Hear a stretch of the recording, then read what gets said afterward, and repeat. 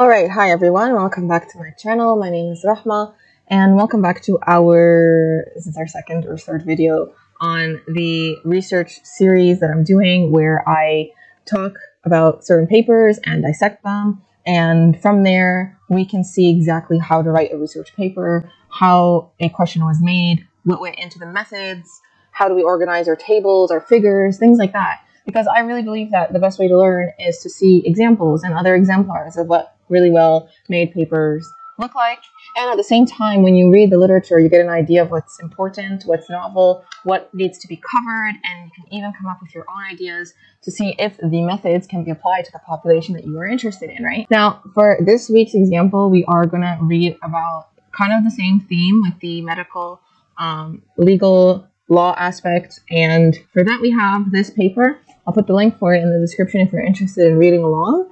And this paper is on malpractice litigation and testicular torsion. Here we have an abstract. We've already discussed before that an abstract should be 250 words, 350 words or less. It should be a very concise organization of your main points, your background, 2 sentences background, 2 or 3 sentences of your method, your main results, your conclusions, and that's your abstract. Now, I'm not going to read the abstract ever because that defeats the purpose of going in and dissecting it to see exactly what they have to offer. Just by the title, we can tell that we're dealing with a summary of what are the cases that are in the literature, using a legal database. We don't know yet which one, and they're going to be looking at malpractice litigation and testicular torsion. Okay, so let's see what they say here. So introduction, we discussed last time. The introduction should be a triangular shaped a set of paragraphs where you say the most broad stuff at the very beginning, and then you should narrow it down so that the last sentence that you have is you describing the purpose of your study. So the first thing, let's see what they have in their introduction. The medical legal climate in the United States has changed dramatically over time. The estimated annual cost of legal and settlement fees for medical legal cases among the U.S. healthcare providers is $10 billion. So we're talking about a $10 billion market of, patients taking doctors to court and they getting sued and they're getting money out of this. So concern of litigation among physicians has the potential to dramatically impact clinical practice and appears to be associated with increased practice of defensive medicine. So what does that mean? Defensive medicine could come in the forms of, for example, I will not be prescribing opioids in order to prevent the idea of being sued or held criminally responsible if somebody overdoses. Or in my defense, I'm going to make sure every patient has an ultrasound, has a CT, has an MRI in order to cover my tracks, so that if I am going to get sued or if I'm found criminally liable, I can say, well, here, I did everything that I can to prevent this. But at the end, the other side of this, you have a patient who had to undergo these expensive, not really needed procedures. So those are the examples of defensive medicine. This is especially problematic in our current environment of trying to reduce the cost of care in order to comply with government mandates and to effectively negotiate with insurers for bundled payments. Emergency physicians need to be especially aware of the legal pitfalls in medical practice. I posted about this before. If you're going to pick a medical specialty, you actually, a lot of people talk about lifestyle and they talk about things like how much money they're going to be making or what the workload is like. And very little people actually talk about the legal pitfalls that you might have with your specialty. In a study of 25 specialties, emergency medicine was the top half of the specialties that face the most malpractice claims annually and pay an average of $188,572 per claim. So emergency medicine is at the top, one at the top, and they pay this much amount of money in the claims that are made against them. This is an average. This probably isn't the best way to represent this information. You want to look at the lowest and the highest because the numbers can range very drastically. The most commonly cited malpractice claim against emergency medicine, emergency physicians is failure to diagnose. You can imagine it's a very stressful scenario, high pressure environment. You might miss something that's critical and you miss a very important diagnosis. So I'm guessing, see how they've in degrees are slowly getting us to the main point of what the crux of this paper is going to be. Neurological emergency often prompting urgent evaluation is testicular torsion. For men less than 25 years of age, so now they're going to tell us what is the problem. So we're talking about testicular torsion now. For men less than 25 years of age, the incidence of testicular torsion is estimated to be 1 in every 4,000. Failure to diagnose or management can result in severe consequences, and both clinically and medico-legally, right? So if you miss a diagnosis, right, you're talking about testicular torsion, where the testicle starts to spin on its own blood supply, becomes ischemic gangrene, and you have to remove it. So you're talking about huge cost going to the patient's reproductive lifestyle and their ability to have a child in the future. So there is substantial medical legal issues here. Loss of the testicle is common if the diagnosis is not made or the treatment not executed within a very narrow window of 4 to 8 hours of the onset of pain. Not surprisingly, atypical presentations of testicular torsion have been associated with a high rate of misdiagnosis and subsequent malpractice claims. So if you do one misstep in your critical thinking and you're trying to diagnose and you go into a different direction, you went with epididymitis, you went with appendicitis, you went with hernia, okay? That right there is what generally will lead you to a malpractice claim. What is the purpose of the study? The purpose of the study is to determine the outcomes of legal cases involving instances of testicular torsion and the surrounding factors. So they're going to take all of the legal cases and see all the factors that surrounded them and what happened, what were the outcomes. So what is the materials and methods? They use the Westlaw database and they plugged in the terms medical malpractice and testicular torsion. So they're telling you exactly what they did. Now this study was done when? This study was done in the year, what year was this done? 2015. Okay, so they did this in 2015. They used the Westlaw database, and from there they plugged in these words. So that's the whole point of the methods, right? So you can see how they did it, and how their work can be reproduced or applied to a different topic. So here I am giving you medical research topics. You can pick a different topic. You can see ovarian torsion, right? You can see ophthalmological emergencies if they were missed. Did that lead to anybody getting sued? You can pick any other medical issue where there is malpractice claims against it, and then you can address it by checking these legal databases yourself, and there you go, you have an original research idea. So they used the database Westlaw, and they plugged in these two words, and what did they come up with? They will tell you again what is their inclusion and exclusion criteria. Here they went from pretty much all the cases from 1990 to December 2013, and each case was examined for information regarding, so here they're telling you the outcomes that they are interested in. So they were looking for the year, the location of trial, the patient demographics, the specialty of the defendant, and the breach of duty, use of ultrasound for diagnostic purpose, progression to trial, and the case outcome and plaintiff awards. So only 52 cases met their inclusion criteria. 28 of these cases involved an injured party that was a minor. So we're talking about somebody who's less than 18 years of age. 17 of these had involved adult injuries, and the remaining 7 did not specify the age.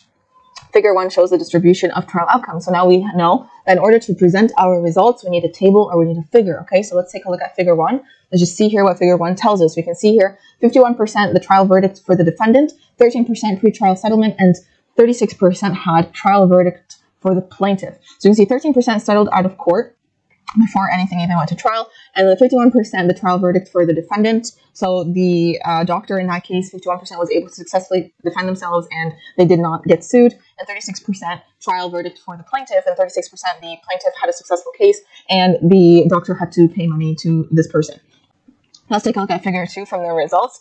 Here's figure 2. What is the main issue with figure 2? Let's take a look at the figure legends. We can see misdiagnosis of testicular torsion at trial. So you can see here that the main issue was a misdiagnosis, something else.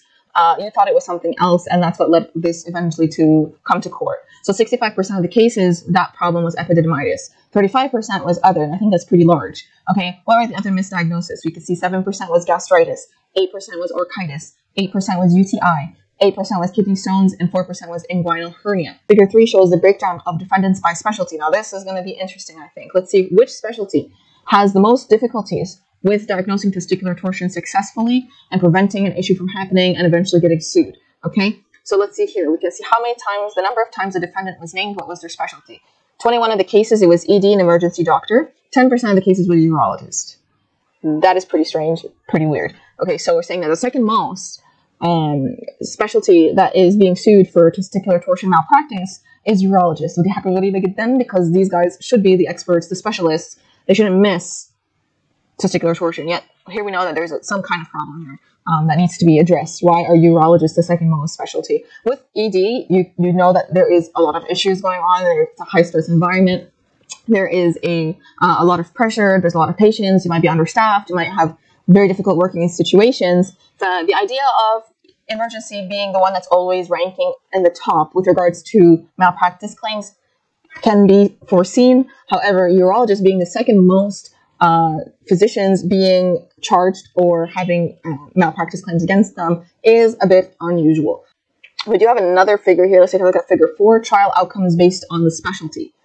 Okay, so based on the specialty, emergency physician, now they compare the main two problems. You have emergency physician, you have urologist here. So verdict for the defense, we can see that the emergency physician, in this case, in all cases actually, I guess because I think it might be significantly different in the first place, that there is such differences between them. But we can see that emergency physicians are more likely to settle than urologists. And the urologists are more likely to defend themselves in court a lot better than the emergency physician can. Let's take a look at what their discussion is. So now that we've listed our results, right, we got to discuss what does any of this mean right now. So let's see what they want to say. Although testicular torsion is uncommon relative to many medical conditions, a delayed or missed diagnosis can be costly to the patients and physicians alike. All providers involved in the management of cases of acute scrotum should perform a proper evaluation regardless of the medical legal issues. However, a knowledge of the factors associated with unsuccessful defense to litigation may equip physicians with a better sense of how to properly document episodes of care, involve requisite consultations and testing, and thereby limit the chance of unfavorable verdicts. So what they're saying here is you have a lot of things that you could do to prevent an unfavorable verdict. What could that be? Well, maybe get an ultrasound, maybe consult, maybe talk to other people, right? These are all steps that you can do based on whatever they found in these cases that were successfully defended that you should apply as well to your practice to prevent yourself from getting sued. The purpose of this study is to identify associations among cases that either went to trial or were settled before trial date in order to extract the type of information described. A previous review of a single medical malpractice insurance company in New Jersey found urologists to be the most commonly named defendants in malpractice cases related to testicular torsion. So in the discussion, now we know that he's looking at another study in New Jersey. What is he doing here? What are they doing here? Sorry. They are comparing the literature. What does the literature do? Well, here's another study in New Jersey, right, that found that the number one specialty where people are getting sued are urologists for testicular torsion. Our data suggests that that might not be accurate. Here in their study, they're saying, well, now we found that emergency doctors are more likely to be sued now. Okay, so twice as many EDs were likely to be sued for testicular torsion when compared to urologists. Difficulty in diagnosis of testicular torsion may be partially to explain this finding. It has been reported that among errors within the emergency department, those of diagnosis account for the majority and are responsible for nearly half of malpractice claims resulting in indemnity payment. Prompt and reliable diagnosis of torsion is essential to surgical salvage, and identification of mimicking conditions is critical to avoid unnecessary surgery. So you want to know on hand, a few of your differential diagnoses so that you can rule out what it might not be, so that you know if you're dealing with testicular torsion or not. And as we've seen in their results, the number one thing that people mistake it for is epididymitis.